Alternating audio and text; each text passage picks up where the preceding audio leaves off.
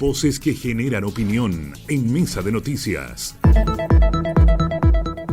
Y bien, le vamos a dar la bienvenida a nuestro columnista de este día miércoles. Cada 15 días nos encontramos con él y ya está conectado en nuestro locutorio virtual y ustedes van a escuchar también a través de nuestras frecuencias. Es James Argo, que ya lo hemos conectado ahí. ¿Cómo estás, James? Hola, James. Hola, Leslie. Hola a todo el equipo de Tabari que nos está escuchando. Estoy bien como el día, para seguir la línea de los comentarios. Precioso. Gran día, sí. Ha hecho calor, ¿eh? Fuera de broma, ayer nos pasamos para el otro lado. Sí, absolutamente. ¿Cómo estamos?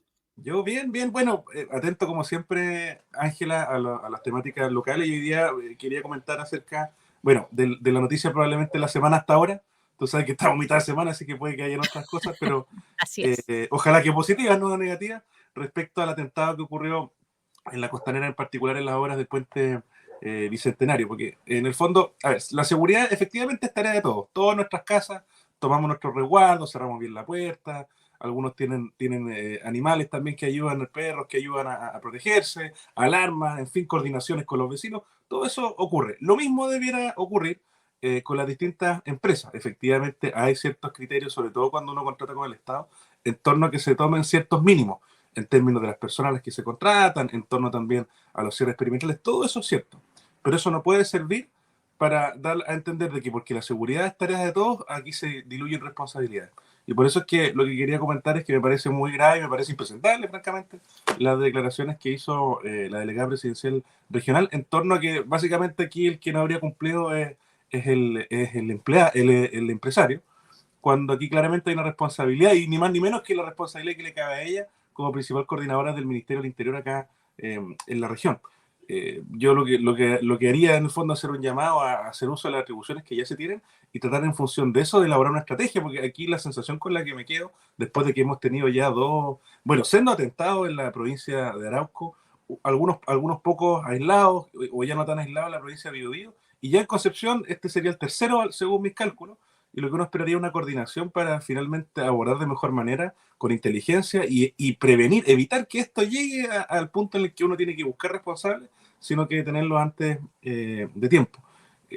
La sensación con la que me quedo es que finalmente no se está haciendo mucho en esas coordinaciones, se ven mesas, se ven conversaciones, pero que no han llegado y no han dado resultados, francamente. Uno revisa cómo están los delitos a nivel nacional y también acá a nivel regional y en la provincia de Concepción, y los delitos van en franco aumento. Estaba revisando las cifras y alguien por ahí tiró una cifra que es preocupante. Decía, mire, en nuestro país se registran 2 homicidios, 8 violaciones, 35 portonazos y 90 robos de vehículos cada día desde enero a la fecha. Entonces, eso evidentemente habla de un incremento, no es una sensación, porque aquí también cuando se trabajan estos temas de prevención del delito, se habla mucho de la sensación de inseguridad. Y se dice, no, lo que pasa es que las personas tienen una sensación que no se condice con la realidad. Y ahí aparecen algunas encuestas que miden eso. Mire, yo la verdad es que tengo una alta sensación de que puedo ser víctima de un delito. Ya, pero ¿usted le ha pasado algo? No, la verdad es que no. Y ahí con esas cifras se juega un poco, pero la cifra más fiel es la cifra que tiene Carabineros a través del sistema STOP. Y uno revisa, yo me doy el tiempo a revisar, y tenemos franco aumento acá en Concepción y en la provincia desde todo punto de vista. Ahora, y James, ¿cómo se hace para salir? Porque esto pareciera ser un nudo.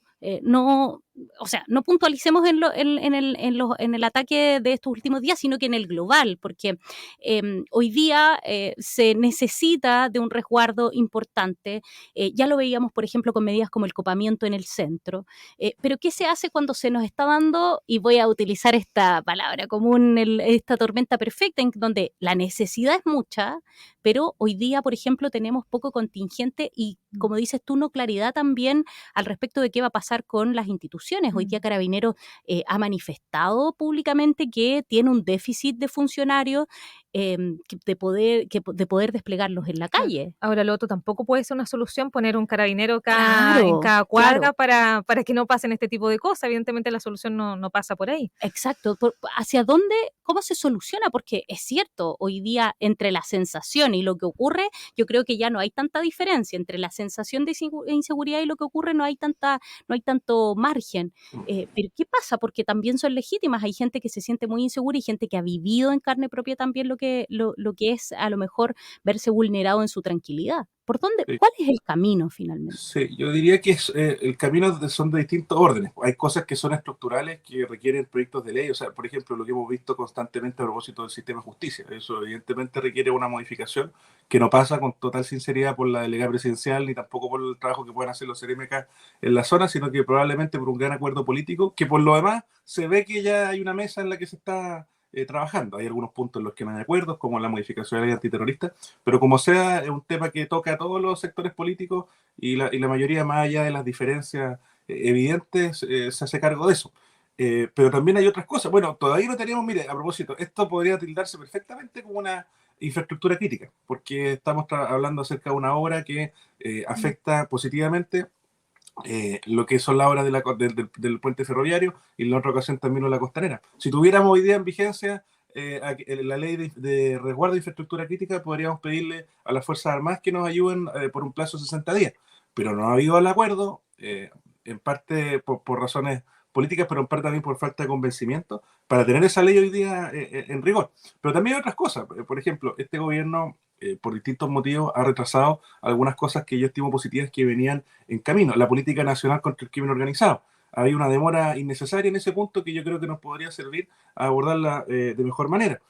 ¿Para qué decir la discusión que hay respecto al estatuto de la policía? Se había avanzado en buenas cuentas y como este gobierno viene con una, ¿cómo decirlo sin ser odioso? Viene con una visión distinta, se partió de cero.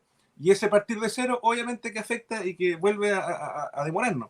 En fin, el estatuto de defensoría de las víctimas, que también son cosas pendientes. Pero si uno va bajando y sale de la ley, uno se da cuenta que hay algunas cosas desde el punto de vista reglamentario que se pueden hacer también, y sobre todo desde el punto de vista de las coordinaciones. Y aquí también es efectivo. Le encuentro a la delegada presidencial razón en algo, de que aquí tienen que hacerse coordinaciones, que las tiene que hacer ella, pero también el resto tiene que colaborar en este camino. Me llama mucho la atención la postura que tomó el alcalde de Concepción, Álvaro Ortiz, en aras a decir lo mismo, decir, mire, en realidad aquí la persona dejó la máquina sola, esta es tarea de todos, pero resulta que si uno le pregunta, oiga, bueno, ¿qué pasa con el comercio ambulante del centro? ¿Qué pasa con la seguridad? Y dice, no, esto es, la seguridad la ve el gobierno, no la ve la municipalidad.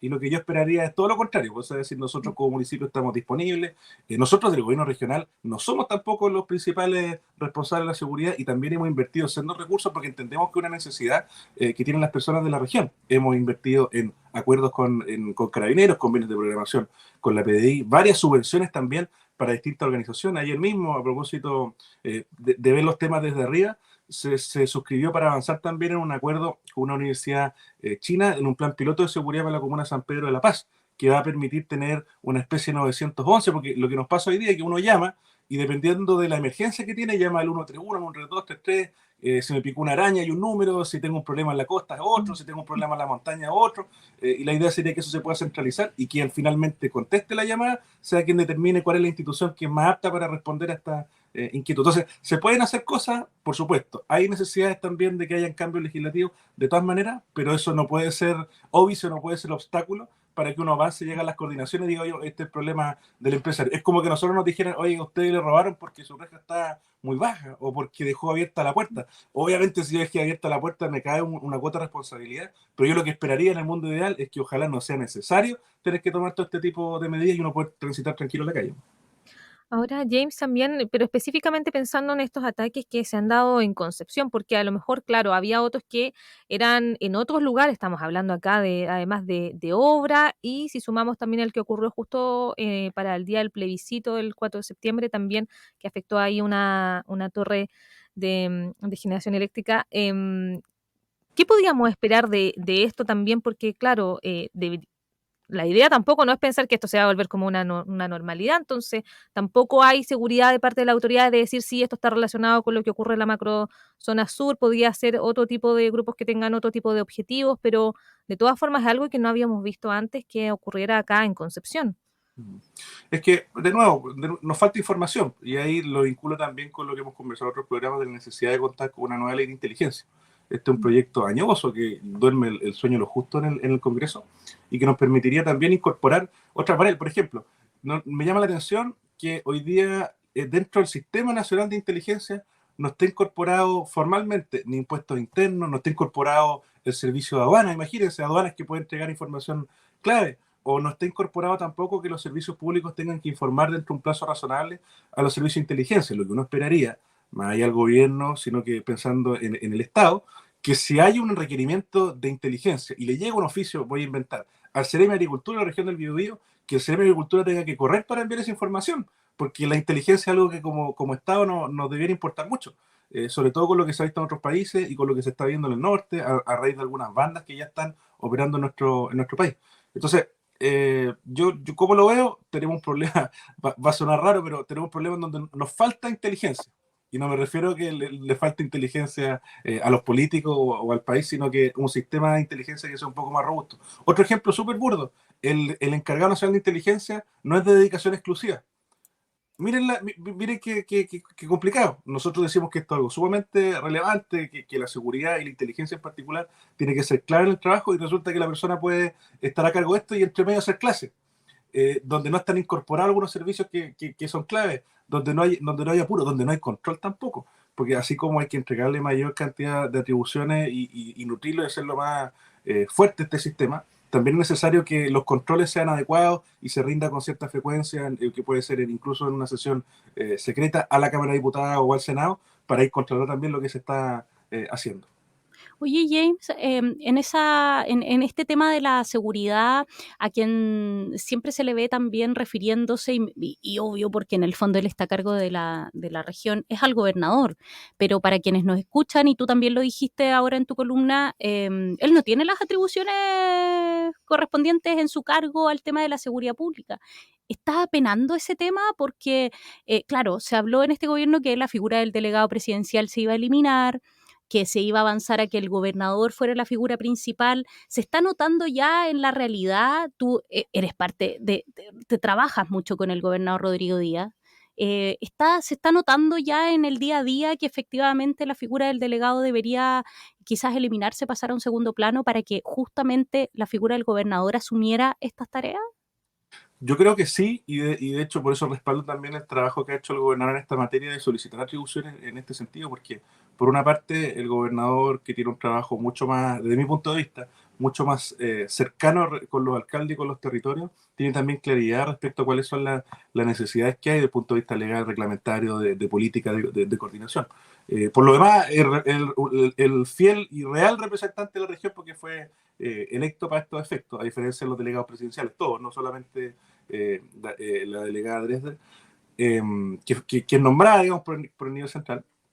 Y desde otro punto de vista, yo la verdad le veo más fe al trabajo que se está haciendo desde el gobierno regional en esta materia, por las inversiones que hemos comentado, pero también con esas coordinaciones que a veces pueden ser accesorias al trabajo principal que debe hacer el gobierno, pero que si tuviéramos la facultad de hacerlo principal, probablemente también traerían mejores frutos. Y en lo puntual, en lo político, ya no en lo formal, veo al gobernador mucho más decidido, por razones obvias, a enfrentarse a nivel central, a incomodar, a solicitar aquellas cosas que son necesarias en relación a lo que podría ser cualquier delegado presidencial, en donde el presidente es su jefe. Claro. Ahí, James, y sobre el tema de pedir estado de excepción para la provincia de Concepción, ¿qué te parece esa idea? O sea, es que no tenemos muchas más herramientas. Por algunos dice, oye, han habido 3 atentados y estamos pensando en el estado de excepción. Yo creo que hay que pensar cualquier medida, y hay una conversación pendiente entre todas las autoridades, gobernador, delegada presidencial, parlamentario, consejeros regionales, porque no, nosotros también tenemos una comisión de seguridad pública que trabaja en esta materia, para pensar cuál es la mejor solución que nos lleve a resolver el problema que está enfrentando hoy día la provincia de Concepción. Si es el estado de excepción, enhorabuena. Yo creo que es mejor en este punto tirarse un poco con el tejo pasado, como se dice, a quedarse corto y que quede instalado lo que queda instalado siempre, que es que la autoridad no se lograron poner de acuerdo y que por no tomar medidas que a lo mejor son un poco más audaces, finalmente pasó un cuarto, un quinto, un sexto atentado en la provincia de Concepción. Ahora, ¿qué es lo que me gustaría a mí? Que tengamos en rigor el proyecto de infraestructura crítica, porque ese es el mecanismo puntual y específico para abordar este tipo de problemas, y lamentablemente no contamos con él. Oye, y ahí ya para ir cerrando, qué rápido se nos está pasando el tiempo en general. Oye, ¿y qué pasa con Carabineros? Porque ya lo decíamos también, Carabineros hoy día juegan un rol principal. Ellos son los encargados de la seguridad. más territorial, en las calles, en las poblaciones, en los distintos lugares. ¿Qué pasa con ellos? Porque ¿cómo se les da una mano finalmente o cómo se los saca de la crisis? Porque institucionalmente, claro, se hablaba de poder reformarlo, de poder a lo mejor cambiar su filosofía, pero hoy día vemos que son fundamentales y hay que tratar de sacarlos quizás del lugar donde están. O sea, en aras de la verdad, yo he visto un cambio en ese sentido en el gobierno y he notado un mayor respaldo hacia la labor de carabineros del que había antes. Por lo menos en lo formal. En lo informal ahí quedará en la conversación que tenga el presidente con los generales directores de carabineros, con las distintas autoridades.